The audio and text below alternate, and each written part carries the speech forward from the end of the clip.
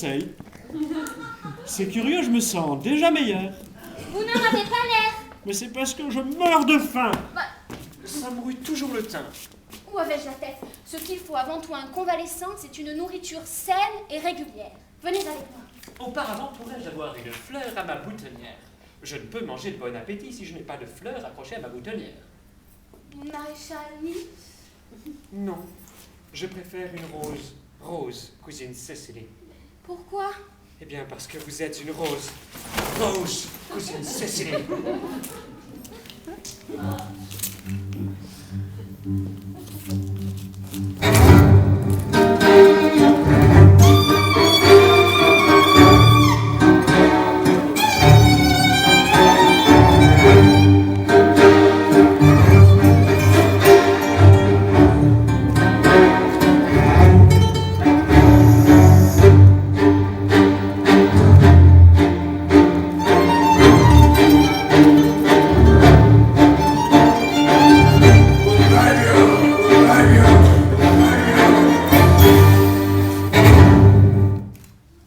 Je ne crois pas que cela soit très convenable de me dire cela.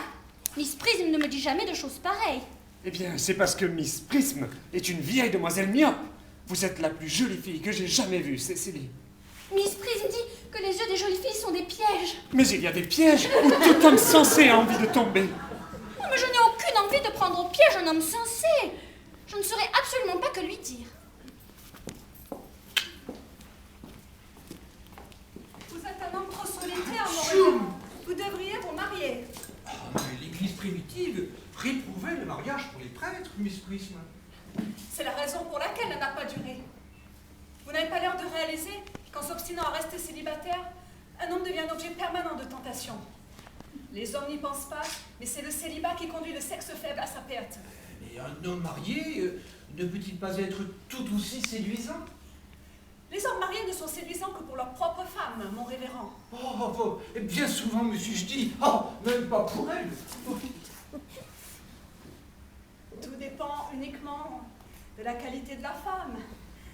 On peut se reposer sur une femme en pleine maturité, se nourrir avec confiance d'un fruit mûr. Les trop jeunes femmes sont vertes.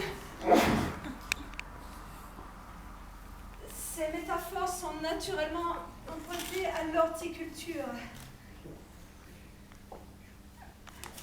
Mais où est donc Cécilie? Peut-être est-elle partie à notre recherche. Peut-être à notre recherche, Cécilie. Peut-être, Cécilie. Oh, peut-être.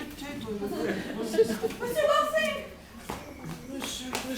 Monsieur Borsing. Quelle surprise, nous ne nous attendions pas avant midi après-midi. Je suis rentré plus tôt que je ne pensais.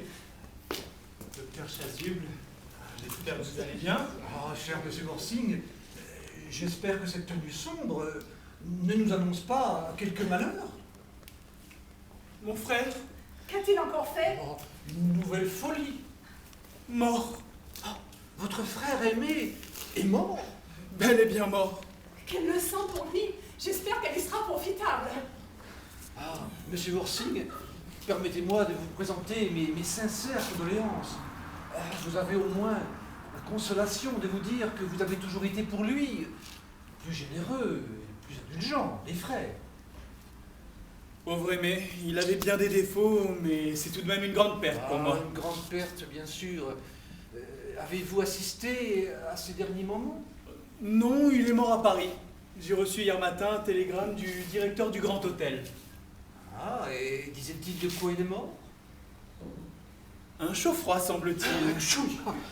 On est toujours puni par où on a péché. Oh, un peu de charité, ma chère Miss Prism, un peu de charité. Nul d'entre nous n'est parfait. Je suis moi-même sensible des bronches. Monsieur Borsing, l'enterrement aura-t-il lieu ici? Non, il semble avoir exprimé le désir d'être enterré à Paris. À Paris? Oh, mais je vois décidément qu'il est mort sans s'être amendé. Vous attendez sans doute de moi que je prononce quelques paroles en chair sur ce deuil familial. Dimanche prochain, Monsieur Borsing. Oh, mon sermon sur la signification profonde de la chute de la manne dans le désert, mais peut être adapté à toutes les circonstances joyeuses. Ou, comme c'est le cas aujourd'hui, douloureuse. Ah, c'est un sermon, monsieur Worsing, c'est un sermon que j'ai déjà dit à la bénédiction du bétail, à plusieurs mariages, à un baptême et à 2 enterrements, déjà, avec beaucoup de succès.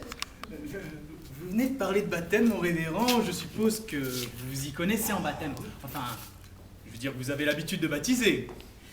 C'est là, j'ai le regret de le dire, la principale occupation du révérend.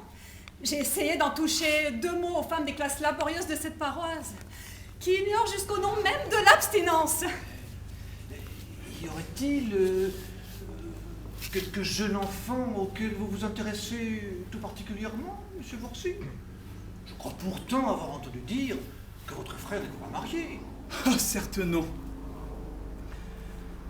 Il ne s'agit pas d'un enfant, mon révérend. Remarquez, j'adore les enfants. Mais dans le cas présent, c'est moi que j'aimerais que vous baptisiez dès cet après-midi si vous n'avez rien de plus urgent à faire. Vous êtes certainement déjà baptisé, monsieur Worsing. Je ne m'en souviens absolument pas. Mais vous avez des doutes fondés à ce sujet? J'ai de toute façon l'intention d'en avoir. Bien sûr, si la chose devait vous causer le moindre embarras, peut-être me trouvez-vous trop vieux. Oh, mais pas du tout, pas du tout. Mais je ne suis pas un pédobaptiste sectaire. Mais l'aspersion d'eau bénite, et même l'immersion, dans certains cas, pour les adultes, est une pratique parfaitement conforme au canon de l'Église. L'immersion. Non, ne vous effrayez pas, monsieur Worsing. L'aspersion pourra suffire. Oh, et même, elle est recommandable dans nos climats. À quelle heure diriez-vous que la cérémonie ait lieu? Oh, je pourrais faire un petit saut vers 5 heures si cela vous convient, mon révérend. Oh, mais parfait.